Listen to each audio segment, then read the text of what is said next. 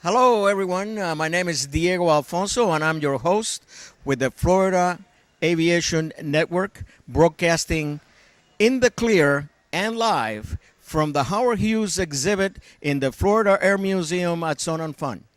Please, if you just tuned in, remember that 2013, this year, marks the 39th consecutive year of this fly-in expo and air show all wrapped into one.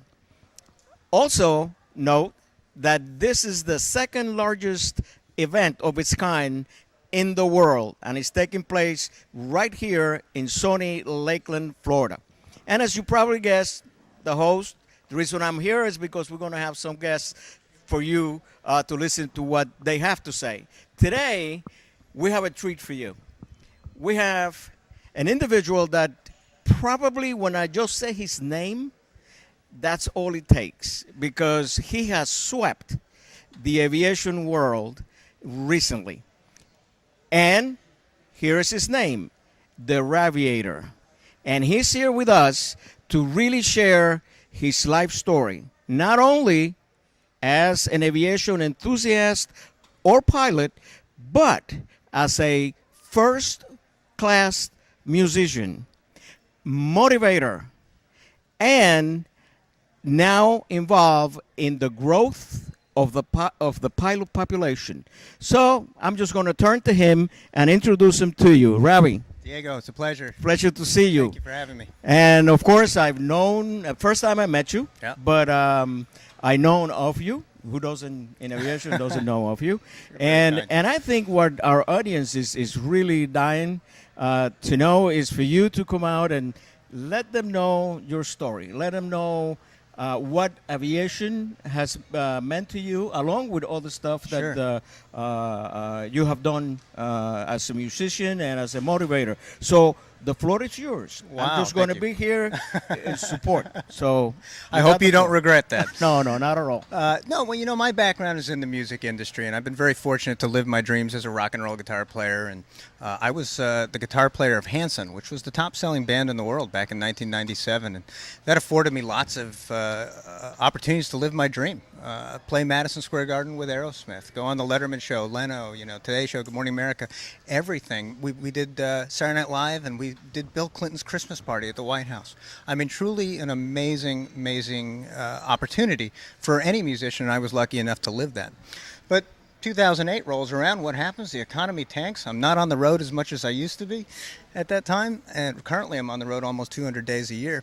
And at that time, a normal year would be 150, but it dropped to about 75 in 2008. And my wife looks at me and says, you've always wanted to learn to fly an airplane. Now you've got the time. So I decided, you know what, I'm going to go out and get my pilot's license. And so I applied myself to doing it. I worked hard. I loved every moment of it, got my license. And I have to tell you, with everything that I've done in the music industry of living my dreams, landing with my pilot's license in my pocket for the first time was absolutely one of the most gratifying moments of my life. And right up there was 10 minutes after that moment when my wife jumped in the plane and we went for our first flight. Absolutely incredible. And I can tell you throughout the process, I'm sitting there going, why doesn't everyone want to do this? Why doesn't everyone want to participate in one of humanity's greatest achievements, the magic of flight? This is absolutely incredible, and I think that the world would be a better place if everybody learned to fly. Oh, definitely. And I think one of the major reasons lies up here.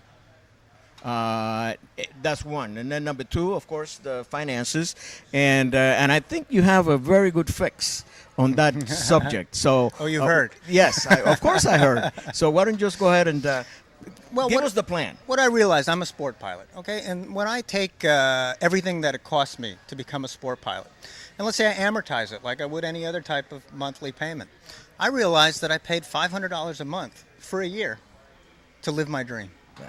Now, I said that at my very first lecture at Sun and Fun in 2008. I wasn't even a registered, certified pilot yet at that point. But I said that, and somebody looks up and says, you know, I pay more than that for my car. And so I wrote an article for Flight Training Magazine a few months later called It's a Car Payment. Because if people can understand that type of monthly allowance, and then they can relate it to other things that they spend, whether it's a golf trip, whether it's sailing, whether it's vacation, whatever it is, a car, then all of a sudden they can put living their dream into their budget. And that makes aviation from a financial level more accessible when it's presented in that way, rather than some fixed, big, ambiguous number that maybe you'll reach and maybe you won't. Bottom line is, if we can equate this to a car payment, I don't know anybody that's got a 1-year car payment. They've all got 3 to 5 year car payments. So this is a short-term car payment at that, to go live your dream. And you know, I don't buy the cost argument. Anybody that tells me that they stopped learning to fly because it was too expensive, it's not the money, it's the value. They're not getting the experience for the money that they're spending. I mean, let's face it, if you spend X amount of dollars on something and you're having the time of your life, aviation doesn't cost much. But if you're spending the same X amount of dollars on something and you're having a miserable experience, aviation's expensive. It's all about the value proposition and the mindset. And that's why I took to speaking to flight schools and saying, we got to give people a better experience, because that's what they're buying. You know, most of the people in GA, it's not just about buying a certificate. It's about buying the experience of every single opportunity to defy gravity. Exactly. You know, and if we can constantly reorient, what I like to say is I want to reorient CFIs to the left seat, bring them back to their own student mindset, then they will better relate, better empathize, and be better flight instructors.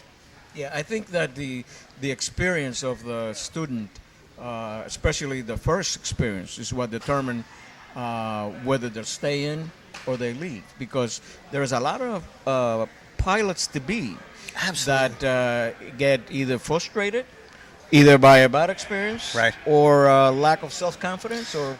You know, let's look at the math of the industry. Boeing says 460,000 pilots are going to be needed by 2030, right? FAA says that they've had a decline over the past 10 years of private pilot licenses by 41%, significant. AOPA tells us 80% of flight students are dropping out. You know, if we could just reduce that to 50%, we'd be on a much better path. It's a domino effect going up. And these are the things why the flight training aspect is very, very important, because there's no reason for us as an industry to be willing to lose 8 out of every 10. It doesn't make sense from a business point of view, and from my mind, it's a terrible humanitarian loss. Exactly. You know, as far as all the people that could be experiencing the magic of flight, yet they're having a bad experience. Let's face it, it's also the only industry that I know of that really puts the least experienced people in the most important role, which is instruction. That's correct. Well, but here's the thing, and I've been a flight instructor for many, many, many years, and I really believe that, in other words, my personal belief as far as flight instructors go, if you ask senior instructors, most of the times you get that they don't have enough experience. Mm-hmm. But when you really get down to the nitty-gritty, the flight instructor is not required to teach experience. That's right. Teach basics. And they're sharp because they've been through it. So to your point, I'm not criticizing that model. However, where experience comes in is life experience and teaching experience. And that's where I think we have some of the problem, is because, let's face it, CFIs are looking to get their hours, they're looking to go on to their airline careers, but going back to that concept, reorienting them to the left seat, all of a sudden brings them back to the moments where they start to remember how important their own flight instructor was. They start to remember how cool their first solo was, or their first cross country. And these are the moments that they forget when they're in the race for the hours. Exactly. Well, I've been involved in the seminar circuit for about 25 years. Yeah. And safety seminars. And I do seminars just to instructors. Sometimes I do it with AOPA. And I'm calling now a kind of my motto. And when I do CFIs, the first slide on my presentation says, flight instruction cannot be the byproduct of building up hours. Mm-hmm. building up hours must be the byproduct of flight instruction. That's a In great other motto. words, Yeah, I and understand. because listen, I came up the same way. The reason why I wanted to be a flight instructor is because I couldn't afford Sure. to pay back then, $20, $30 an hour for every hour, which now is like 100, Sure. depending on the aircraft. So what do? You become a flight instructor, but as you teach, as you assume that role, you got to do it right. Right. You have to pay it Right. forward. In other words, don't do to your student what. Well, and this is a big component of growing the pilot population, right? Obviously, making a better experience and not losing those 80%. But there's more to it, too. It's about getting the message out to the public. And a new program that I'm launching is called the You Can Do It Tour. And it's a tour that I'm doing next year. And this is not about bringing people to aviation. It's about bringing aviation to people. Right. Let's not drag them out to around the fence and into a hangar that they can't find and they're uncomfortable. Let's take this whole concept right into their cities, into their city centers, into a hotel ballroom, into a school, into whatever. Let's get all the organizations involved, the local chapters of all the great organizations that we have in this industry. Let's get all the companies to sponsor it. Let's get aviation as an industry to recognize that it's not just about growing the pilot population, it's growing our customer base. This industry relies on customers. Every vendor out here relies on customers. And we need to invest in our future and invest in programs like this in order to capture kids, middle school, high school kids, and put them on a track to realizing that a career in aviation is viable. And when we look at what's happening with the pilot shortage, and we can debate that as this industry does till the end of time. But one thing that we can assume is that conditions will get better by basic market forces of supply and demand, which means that the pilot career is going to become more attractive and more viable. And that means we can go out there and sell it. And if general aviation can change the way that we train pilots to make it more cost effective and more efficient on the commercial track, because let's remember that the majority of airline pilots came from the military, but this is no longer the case. So GA has a great opportunity. The FAA has a great opportunity to modify the way we train pilots and to make it less expensive and and more efficient. And then also the equation of what it costs to become a pilot versus what a starting pilot earns. The ratio becomes much more favorable. Yeah, the risk and reward type of thing. Absolutely, and it's just this is a multi-step but simultaneous process in order to grow the pilot population, and we can do it. It just takes the right leadership, it takes the right ideas, and it takes perhaps what's most important, as my father would always say, everybody's got a good idea. Yeah. It's implementing the good idea that makes a difference. Acting on it. Yeah, action is everything. Exactly. And one of the things that I see, the shrinking takes place in many, and I'm going to give you a perfect example. Sure. I could have not be here. Yeah. And on my second hour of flight training, my instructor introduced me to a spin. And I stopped flying. Yep. 7 months. Yeah. I left. I fired him, and I left. Went home. But the bug, is there. And finally, I made it back to the airport. But I could have been one of those statistics. You could be as well. We could all. Yeah, absolutely. Those statistics are there for a reason. It's because they're easy to attain. There are a lot of things that we need to do to make those statistics harder to attain. What's remarkable too, when I think about, I'm a sport pilot. Okay, so, and I'm a relatively, compared to all the amazing experienced pilots here, a low-hour pilot. But I'll tell you what, in my first 100 hours, I've flown over a dozen aircraft. I've taken off and landed a seaplane. I've flown a helicopter. I've done a lot. Now let's do the math. 100 hours, that comes down to 4 days, right? 24 hours in a day. Mm-hmm. I'm only 4 days ahead of a lot of the kids that I'm talking to. That's right. That's how accessible aviation is. Right. That's how close your dream is. Yep. Go for it. You can do it. You know what I mean? Yep. It's just it's a message we got to get out there. But going back to the hours, one of the things that I close my seminars with is sometimes we kind of equate ourselves to, this guy's got 10,000 hours, or this guy 20,000 hours. But here's the question, and this is not a test question, by the way. Okay. What is the most important flight time in a pilot's career? That's the question that I pose to the audience when I finish. That's my last slide. And you got a lot of answers. Yeah. But the real answer to that question is the most important flight time for a pilot is the next hour. Mm-hmm. Mm-hmm. That's answer. the one, because the ones that I got, they're already in the book. Right. I don't mean anything. Right. This one is the one that can make it or break it. Right. So, because of that, the other side of the coin, where I feel too that the attrition is coming to, and I was just telling that to Ernie yesterday, is the fact that aviation gets bad publicity for free.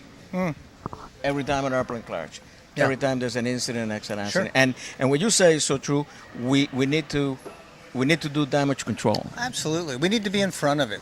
You know, there's so much to praise about aviation. It is one of humanity's greatest achievements. It is currently America's greatest export. I think flight training should become America's greatest export, Exactly. actually, and we should start training pilots around the world rather than trying to bring them all here. We have that opportunity. I think that the fact that it's a place where women don't have to fight for equal pay in the commercial cockpit. Yeah. I mean, why aren't we really sending that message out there? This is a great opportunity for 50% of our population to consider. Of course. And, you know, so there's so many positive things that we can do, but it is a shame because in all the glory of what you see here at Sun and Fun, there is a layer of cynicism, too, that tends to, you know, bring down that. Right. And so I'm working hard to push it the other way. I mean, if we're going to have a future in this business, we need to do that kind of legwork. Yeah. I mean, it's just everybody else does it. Yep. So we really need to be focused on that. But I want to go back to, because, you know, whenever I talk to a pilot, here's what I want to hear. What I want to hear is, what was the product of the first thought that went into your mind when you say, I want to be a pilot? In other words, take us back there and tell me what was the motivation to do that. Well, I mean, it certainly is something that I always wanted to do. So if you really want to go back to the very beginning, I come from a Wall Street family. I'm a rock and roll guitar player and a pilot, but I have two older brothers and a dad that are all investment bankers. Talk about a black sheep in the family. And, you know, it was really, my father was an international business traveler, and he'd fly the Concorde, and he'd do all sorts of things, and I was always fascinated by it.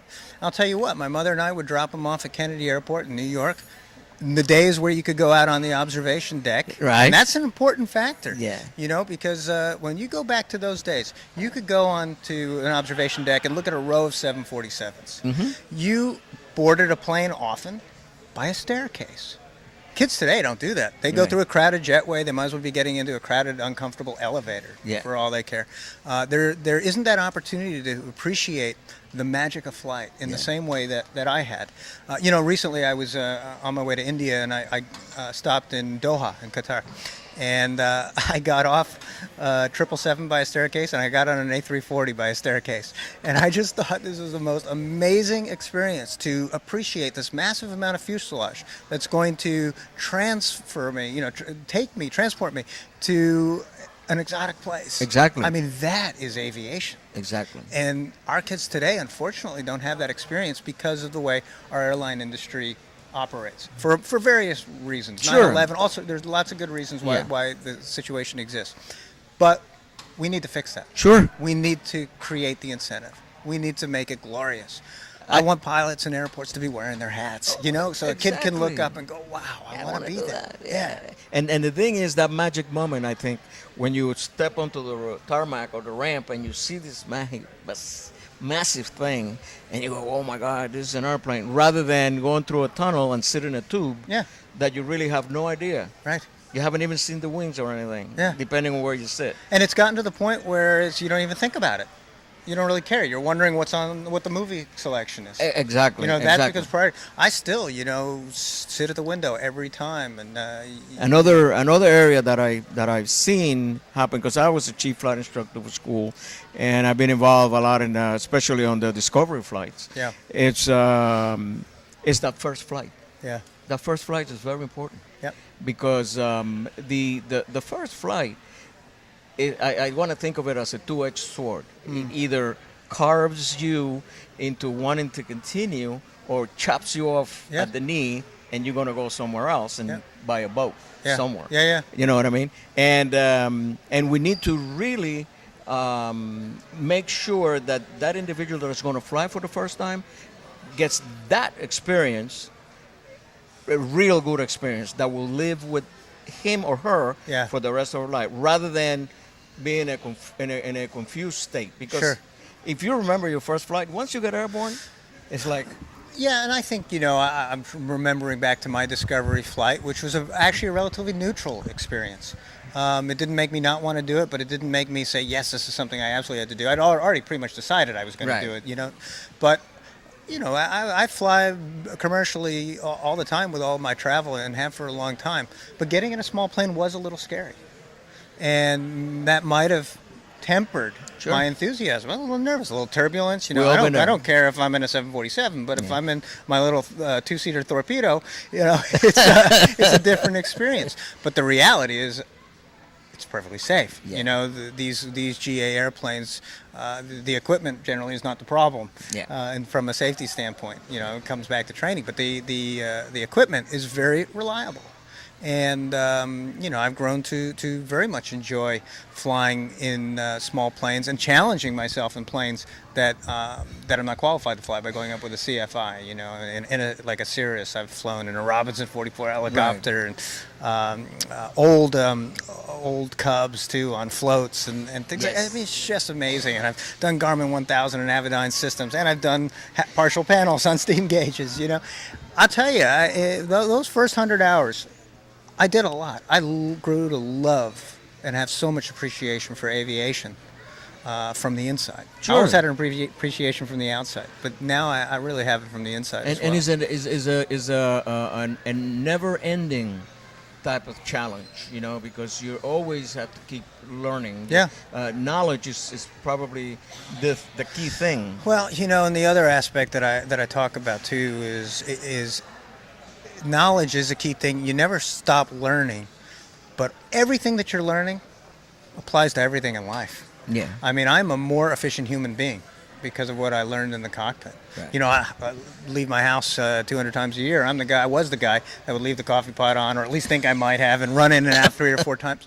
But because I learned flow in the cockpit, I have a flow through my house. I have a flow through my stage as a musician. I have a flow for everything. I'm efficient. Nothing goes undiscovered. Yep. And I learned that from flight training. What does flight training, in a word, what does flight training teach you? Awareness. That's right. And it changes you. Changes you. It did me the same way as it did you in many other facets. You become more aware of a lot of things, and the spark of wanting to know, the wanting to do better, because I want my next landing to be better than the last landing that I did. It's not like when you park a car. Right. If it's a little bit skewed or right, it right, you doesn't let it matter. go. You let it go. You don't. But when you do a landing that is not right, you keep trying to raise your bar, and I think that's a very important skill in life. We should always be trying to raise our own bar and improve. And in aviation inspires us to do that. We talk about STEM education and science, technology, engineering, and math. You apply all of that stuff in the cockpit all the time. But you also apply language, and that's another thing. I think I'm a better public speaker because I had to learn to talk on the radio. Yep. What does that do? It makes you have to think before you talk. What a novel idea, isn't it? Yep. You got to think, and you have to become concise, and you have to be able to communicate effectively and efficiently. These are all wonderful tools that aviation teaches unlike anything else I know. It's such a well-rounded type of thing, and I call it it's omnidirectional. Yeah. Because it's just, once you learn to drive a car, that's it. You learn how to drive a car. Right. You don't worry, but learning to fly an airplane just doesn't stop there. Yeah. You got to keep on and keep on, and like you say, you even my kids. I have 2 kids. I never push them in either way. Yeah. That you have to learn or whatever, because I've been a pilot all my life. Sure. I let them make that decision. One of them was a born pilot. I mean, when he was in 8th grade, he wrote an essay. When I grew up, I want to be a Delta pilot. Yeah. That was his thing. Yeah. He flies for United now, but and the other one is into boats. But I could see how the one that flew who's the oldest, influenced the one that didn't flew, Yeah. that didn't fly, Yeah. and how changes were taking place just by osmosis. Yeah. Just by being there. So it's a terrific thing. So now, what are your plans? What is the future are my holding for plans? the Raviator? Well, the Aviator seems to be getting busier and busier every year, and I'm very grateful for that. My real national focus is this You Can Do It tour next year. Really going to anywhere from 10 to 20 small cities and putting on an event. I get there on Thursday night, Friday morning, do a morning television show, which is one of the things I know how to do from my music days, and Right. that becomes an attraction for the local Fox or CBS or whatever it is. So I could go do that. And then on the Friday night, do a presentation at a flight school about student retention, how to make that experience greater. It's my Making Aviation Sexy presentation. Right. Really bringing back that appeal to aviation and to the process of learning to become a pilot.